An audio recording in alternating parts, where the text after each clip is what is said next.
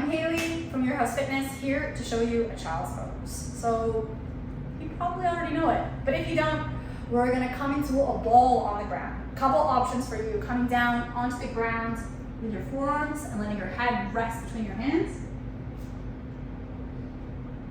You can also stretch your arms out in front of you.